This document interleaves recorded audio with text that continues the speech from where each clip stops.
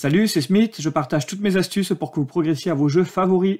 Dans les parties commentées, vous me voyez jouer sur Board Game Arena, je donne des conseils en même temps que je joue. Si vous aimez ces conseils, mettez un pouce vert ou abonnez-vous. Vous auriez fait mieux que moi, ou vous avez des conseils à me donner, mettez-les en commentaire, je répondrai.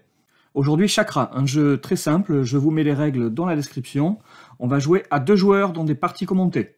C'est parti, on va jouer contre Kane 974, classé 411. C'est un bon niveau à prendre avec beaucoup de précautions. Les verts font 1, donc je vais surtout pas m'y précipiter. Si l'adversaire prend le orange et vert, ça voudra certainement dire que les oranges valent le coup. Moi, je vais plutôt m'orienter vers des éléments du haut de tableau. Évidemment, rouge et noir c'est plutôt sympa, mais avec le violet à côté, là, ça pourrit tout. Alors, il m'a ouvert le Maya, ce qui est une bonne chose. Bon, de toute façon, c'était certainement le meilleur choix pour lui.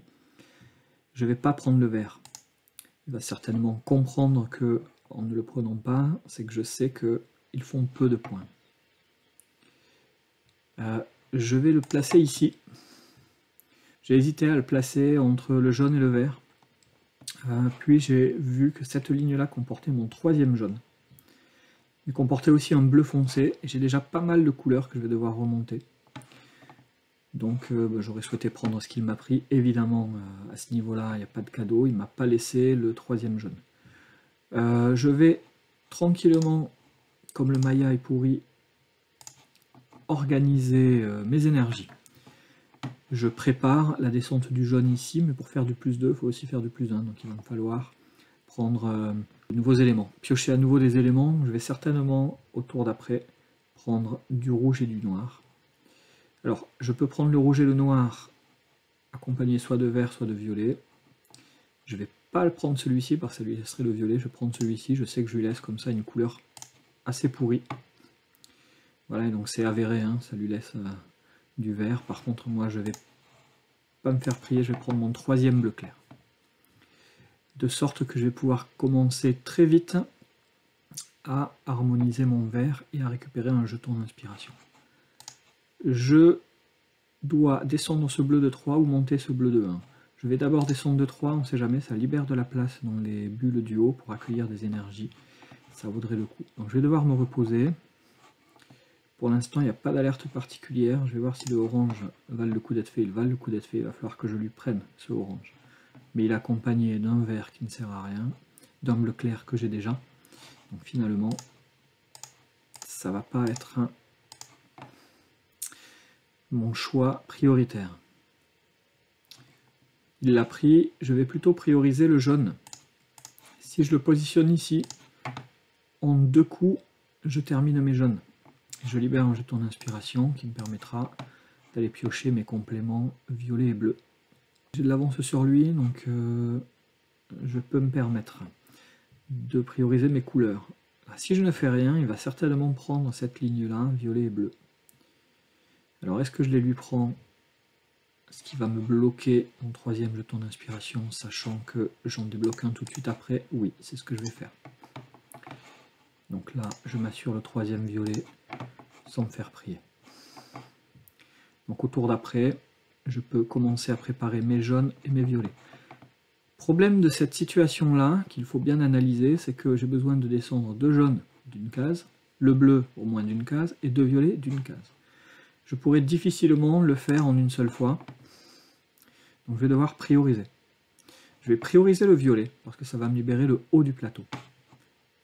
Par ailleurs, ça me permet d'avoir 2 bleus foncés ici. Si le 3e bleu se présente sur le Maya, j'aurai juste à le prendre, et c'est cadeau pour moi. Ce qu'on peut faire là, pas très intéressant. On peut descendre un jaune de 1 et le noir de 2 par exemple, descendre ce noir de 1 et ce noir-ci de 2, ou commencer à prendre les rouges pour assurer le bonus d'harmonisation. Je vais faire ça.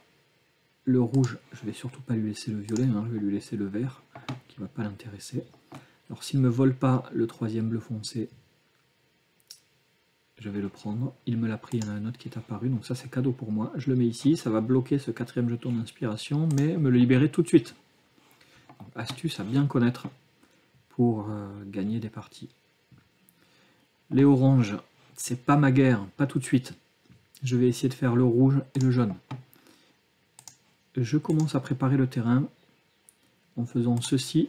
Tout à l'heure, je vais me reposer, j'aurai juste à descendre les deux jaunes de 1, le rouge de 1, et le troisième rouge que j'aurais pris en haut, que je vais prendre là à l'instant, j'aurai juste à le descendre de 3. Donc, en faisant ça, j'ai un plan d'action jusqu'à la fin de la partie. Je dois me reposer. On va essayer de savoir si je mène au score.